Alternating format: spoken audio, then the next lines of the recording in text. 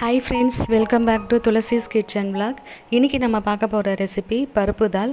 சப்பாத்திக்கு, ஜீரா ரைஸ்க்கு, அப்புறம் சாதத்துக்கும் சூப்பராக இருக்கும். இது எப்படி செய்யலாங்கிறத வாங்க வீடியோக்குள்ளே போகலாம். பருப்பு டால் செய்கிறதுக்கு நான் 1 கப் அளவுக்கு துவரம் பருப்பு, 1 கப் அளவுக்கு சிறுபருப்பு எடுத்திருக்கேன். இது ரெண்டுத்தையுமே நல்லா 2-3 வாட்டி நல்லா வாஷ் பண்ணி எடுத்துகிட்டு 2 டம்ளர் அளவுக்கு தண்ணி சேர்த்துருக்கேன். தண்ணி சேர்த்துட்டு ஒரு 1/2 ஸ்பூன் அளவுக்கு மஞ்சள் தூள் சேர்த்துக்கிறேங்க. விசில் போட்டு ஒரு 3 விசில் வந்தோடனே நம்ம அடுப்பு ஆஃப் பண்ணிக்கலாம். இப்போ ஒரு பேனில் 1 ஸ்பூன் அளவுக்கு நான் நெய் சேர்த்துக்கிறேன். நெய் நல்லா ஹீட் ஆனதும் 1 ஸ்பூன் சீரகம் நல்லா பொரிஞ்சதும் கொஞ்சோண்டு பெருங்காயத்தூள், 2 பிரிஞ்சி இலை,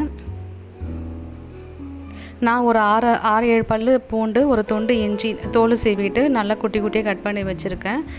லோ ஃப்ளேமில் வச்சுட்டு பூண்டு நல்லா செவக்க நல்லா வதக்கி எடுக்கணும்.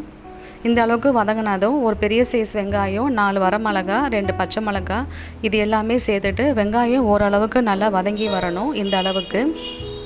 இப்போது காரத்துக்கு 1/2 ஸ்பூன் குழம்பு மிளகாத்தூள், 1/4 ஸ்பூன் கரம் மசாலா தூள், 1/4 ஸ்பூன் மஞ்சள் தூள்,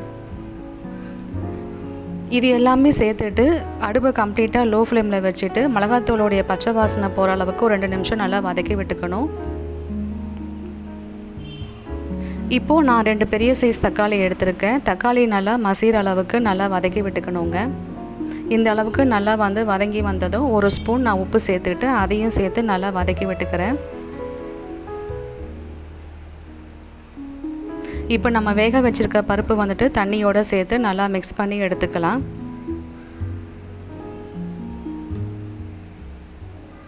ரொம்ப திக்காக இருக்கக்கூடாது. நான் எக்ஸ்ட்ரா தண்ணி ஒரு டம்ளர் அளவுக்கு நான் எடுத்துக்கிறேன். ஏன்னா நம்ம இப்போவே நல்லா திக்காக நம்ம பருப்பு ரெடி பண்ணணும், அந்த டால் ரெடி பண்ணோன்னா அதனால் கம்ப்ளீட்டாக ஆறுனதுக்கப்புறம் ரொம்ப திக்காகிடும், அது சாப்பிட்றதுக்கு நல்லா இருக்காது. ஸோ அதனால் இப்போ நம்ம தண்ணியாக நம்ம ரெடி பண்ணிட்டோன்னா நேரம் ஆக கரெக்டான அந்த பதம் வந்துடும். இப்போ நான் 2 நிமிஷம் நல்லா கொதி வந்தவுடனே கடைசியாக கருவேப்பிலை கொத்தமல்லி போட்டு இறக்கிட்டோன்னா சூப்பரான பருப்பு டால் ரெடி ஆகிடுச்சு. இது சாப்பாடுக்கு, சப்பாத்திக்கு, ஜீரா ரைஸுக்கெல்லாம் சூப்பரான காம்பினேஷனுங்க. ஈஸியாக செஞ்சு முடிச்சிடலாம். ரொம்ப டேஸ்டியாகவும் இருக்கும்.